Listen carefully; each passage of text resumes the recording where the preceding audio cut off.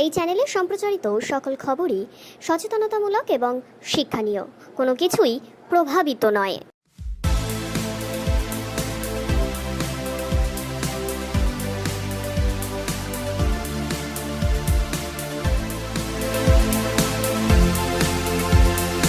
গরু পাচার কাণ্ডে অভিযুক্ত অনুব্রত মণ্ডল বর্তমানে দিল্লিতে দীর্ঘদিন যাবৎ কারাগারে রয়েছেন।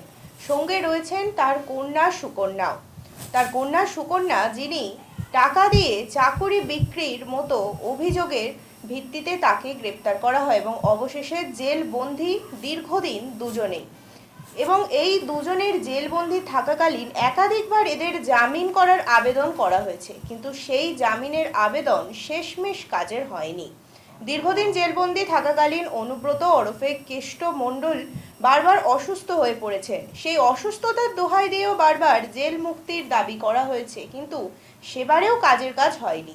তাই অবশেষে অনুব্রত এবং তার কন্যার মুক্তির দাবিতে এবার আল্লাহর দরবারে আবেদন জানানো হলো আল্লাহর দরবারে। অবশেষে এদের দুজনের মুক্তির দাবিতে চাদর চড়ানো হলো আল্লাহের কাছে।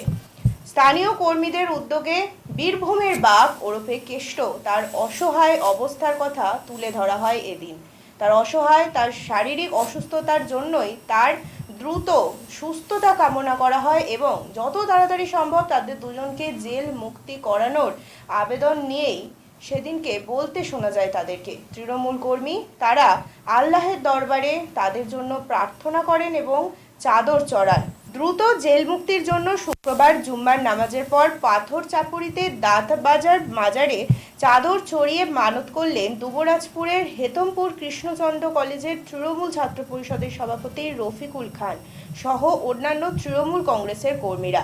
পাশাপাশি নানুরের কয়েকজন তৃণমূল কর্মীও হাজির ছিলেন। প্রিয় কেষ্টদা ও তার কন্যার জেল মুক্তির জন্য পাথর চাপড়িতে দাতা বাবার মাজারের সামনে শতাধিক দুস্থ মানুষকে দুপুরের খাবারও খাওয়ানো হয়। উল্লেখ্য, সম্প্রতি গরু পাচার মামলা থেকে জামিন পেয়েছিলেন অনুব্রত মণ্ডল, কিন্তু ইডির দায়ের করা মামলায় অনুব্রত জামিনের আবেদন এখনো ঝুলে রয়েছে হাইকোর্টে।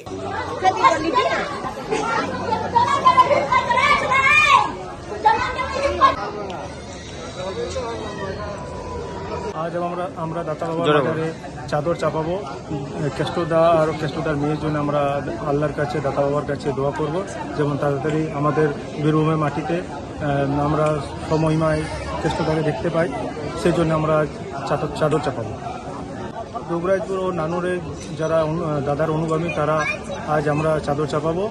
খাওয়ার ব্যবস্থা করলাম আমরা দুবরাজপুর ও নানুরের কিছু দাদার অনুগামীরা।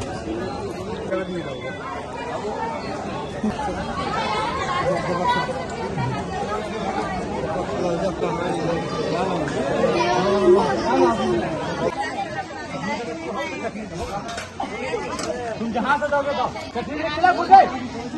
दे